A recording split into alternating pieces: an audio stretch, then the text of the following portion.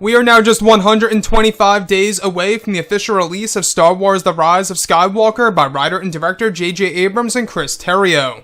This is Mike Zero. Make sure to subscribe if you are new to the channel for future Star Wars content. Now, what's really exciting about Episode 9 is that we do know that this film, at the end of the day, is going to be, well, a revelation film. It's going to have many different twists and turns that will lead to saga-wide implications in this story, not just by Abrams and Terrio, but also by creator George Lucas of the entire Star Wars franchise, and exactly what he wants to do in order to end the sequel trilogy and the Skywalker saga itself. Now, these past couple of weeks or so, we've been learning a whole lot more about this film, and when it all comes down to one of the concept art descriptions, this is where things begin to get very intense for Episode 9. Now, specifically, shot descriptions consisting of a sequence based in the third act of the film, where it's explained that both Rey and Kylo Ren have their lightsabers ignited and are facing the Dark Acolyte, who goes by the name of Vance. It's said that eventually his face begins to morph into Palpatine's, where he now appears very similar to Ian McDiarmid from the prequels in a unique fashion. It's said that during Rey and Kylo's duel against Palpatine, one of the scenes is said to involve a moment in which Sidious uses Force lightning against Rey, in a similar way to what he did to Luke in Episode 6, where Rey is said to be suffering on the ground as all this happens. This is where it's said that she loses consciousness, where Kylo rushes over and after breaking from Palpatine's Force freeze, where he begins to hold Rey in his arms. This is described where Rey begins to slowly regain consciousness, where her eyes slowly open where she hands Kylo the Skywalker saber, where Kylo is said to use both his crossguard and Luke's saber against Palpatine's single-bladed lightsaber. The fight is best described to be almost as fast-paced as the Anakin vs. Obi-Wan Kenobi duel from Episode 3. The fight between Kylo and Palpatine at times involves Palpatine having the upper hand, even though Kylo uses two sabers against Sidious, and that with each strike it adds a more dramatic effect to the shots, making the audience worried about the fate of Kylo Ren. So let's go over a couple of parts about this. Now, we do know that this film, at the end of the day, is going to have a lot of dramatic sequences, as well as a lot of emotional moments in the film that's really going to stand out and is really going to be the highlight of the movie. Now, the third act of Episode 9 really is crucial for the Skywalker saga, about how it's structured, how it's written, how it's going to be directed, and just how it's going to be edited for, of course, the fans by Disney and Lucasfilm.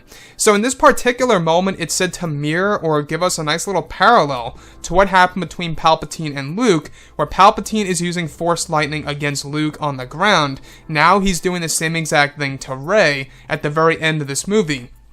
So, though it is very similar to that of Episode 6, they're doing something very different, where now Kylo Ren comes in, breaking from Palpatine's Force freeze, where he said the combat against, of course, Palpatine eventually. But before he does that, it's said that he holds Rey in his hands, and once she regains consciousness, she hands Kylo Ren the Skywalker saber, and tells him to fight Palpatine. This is where Kylo uses both sabers against Palpatine. Now, what I love so much about this, and I'm sure a lot of you guys realize this already, is that this is yet another parallel from, of course, Star Wars Episode 2, Attack of the Clones, where Anakin used two lightsabers against Count Dooku, though it was very, very brief, I will admit. Now they're doing something like that in The Rise of Skywalker between both Kylo and Palpatine, and what I love so much about that is that it's a nice callback to how the prequels are done, how the lightsaber duels were orchestrated, and how George Lucas handled things back then. And the fact that George is back, I would have to say that I have no doubt that this was George's idea, to have Kylo Ren using the two sabers against Palpatine in the third act of Episode 9. So, the other piece that I do want to go over that really does impress me is how with each and every strike between Palpatine and Kylo's lightsabers, it's said to add a more dramatic effect to the shots, making the audience worried about the fate of Kylo Ren and exactly what's going to happen to this character. And I think that's the highlight of the battle between Rey, Kylo, and Palpatine as well. What's going to happen to Kylo Ren? We do know that he is the last remaining Skywalker by blood, besides Leia, of course, as far as we know, right?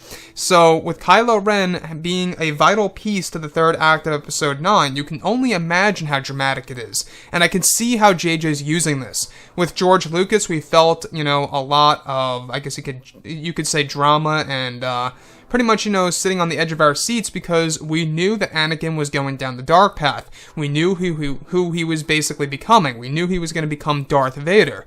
And that's the thing that we were a little bit, on edge about when he was fighting Kenobi.